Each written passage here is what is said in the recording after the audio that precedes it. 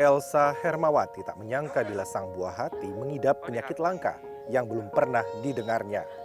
Menurut Elsa, awalnya putrinya mengalami gejala demam tinggi selama lebih dari 5 hari. Ia dan suami akhirnya membawa Yumna, anak sematawayangnya, ke rumah sakit. Oleh dokter, Yumna sempat didiagnosis sementara mengalami demam tifoid atau penyakit tipes. Setelah 2 hari dirawat di rumah sakit, Yumna masih demam, tidak mau makan dan minum, bahkan kondisinya semakin menurun. Tak hanya itu, muncul gejala lain seperti mata merah serta ruam kemerahan pada kulit. Dokter kemudian menganjurkan untuk melakukan pemeriksaan laboratorium tambahan, foto ronsen, dan rekam jantung. Saya kaget.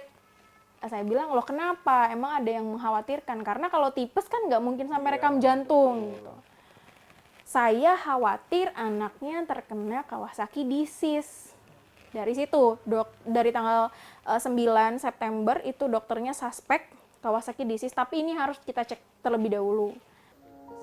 Hasil pemeriksaan menunjukkan kalau anak perempuan berusia 2,5 tahun ini mengidap penyakit Kawasaki dan harus segera dirujuk ke dokter spesialis jantung anak untuk mendapatkan pertolongan segera. Lumayan serba ekspres, serba dituntut cepat karena dokter bilang di jantungnya itu ketika di USG sudah ada cairan. Jantungnya membengkak, ada cairan, tapi belum masuk kriteria yang sangat parah gitu. Karena ada sebelumnya anak balita seusia beliau, anak saya, itu ada 5 titik pembengkakan jantung. Gitu, alhasil karena dituntut cepat, udah langsung kita ikhtiar sama suami, udah nggak apa-apa, ayo kita langsung bayar DP 80% ke rumah sakit. Setelah dirujuk ke dokter jantung anak dan mendapatkan pengobatan intensif selama 5 hari di rumah sakit, Elsa boleh bernapas lega karena putrinya diperkenankan rawat jalan. Meski begitu, putrinya tetap harus dalam pantauan dokter secara berkala. Kini kondisi Yumna mulai membaik. Ia sudah kembali bisa bermain dan makan seperti biasa. Makanannya pun dianjurkan lebih banyak mengonsumsi sayur dan buah. Dokter spesialis anak divisi kardiologi dari Departemen Ilmu Kesehatan Anak Fakultas Kedokteran UI RSCM, Anissa Rahmadani mengatakan, penyebab pasti penyakit Kawasaki masih belum diketahui. Menurutnya penyakit ini khas menyerang pembuluh darah terutama pada jantung. Tapi reaksi inflamasi atau peradangan yang ditimbulkan juga dapat menyerang kelenjar getah bening, mulut, dan kulit. Penyakit Kawasaki biasanya menyerang anak berusia di bawah 5 tahun. Jadinya kalau secara klinis akan terlihat yang pasti harus ada demam nih. Demam 5 hari atau lebih, kemudian ada ruam kemerahan di seluruh tubuh. Kemudian yang khas lagi adalah matanya merah, kemudian bibirnya juga merah, pecah-pecah, lidahnya juga merah, bahkan seperti gambaran buah stroberi.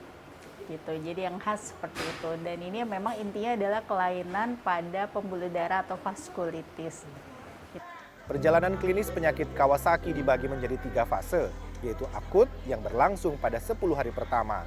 Pada fase ini selain demam juga terlihat 5 gejala khas yang disingkat CRASH, yaitu C untuk konjungtivitis atau peradangan pada konjungtiva yang menyebabkan mata memerah, R untuk rash atau muncul ruam kemerahan di kulit, A untuk adenopati atau pembengkakan kelenjar getah bening, S untuk strawberry tongue atau penampakan lidah dengan bercak putih seperti stroberi, serta H untuk hand and foot edema atau pembengkakan pada ruas tangan dan kaki. Setelah melewati fase akut, anak akan mengalami fase subakut yang berlangsung 10 hingga 20 hari dan fase konvalesen atau penyembuhan, biasanya antara 6 hingga 8 minggu setelah mendapatkan pengobatan optimal. Ya, tapi ya memang untuk long term monitoringnya kita harus pemeriksaan ekokardiografi, karena yang ditakutin kan pembuluh darah koroner yang di jantung. Jadi kalau ada inflamasi atau peradangan takutnya ada aneurisma. Aneurisma itu kan resiko nanti ada trombosis, kemudian bisa serangan jantung di kemudian harinya. Nah itu yang harus kita minimalkan kejadiannya pada penyakit Kawasaki. Dr. Anissa menambahkan standar baku pengobatan penyakit Kawasaki adalah pemberian obat antiinflamasi untuk mengatasi aneurisma koroner atau pembengkakan jantung, yaitu dengan terapi imunoglobulin intravena. Bila tidak diterapi dengan imunoglobulin, 25% anak dengan penyakit Kawasaki akan mengalami komplikasi pembengkakan jantung. Hingga kini belum ada kesepakatan dari para dokter spesialis jantung anak di seluruh dunia terkait penyebab penyakit Kawasaki. Untuk pencegahannya, jaga sistem kekebalan tubuh anak karena imunitas anak di bawah 5 tahun masih belum sempurna. Untuk anak yang masih menyusui, tetap teruskan mendapatkan ASI, kemudian lengkapi vaksinasi anak, dan terapkan pola hidup sehat dengan memberikan makanan yang bergizi.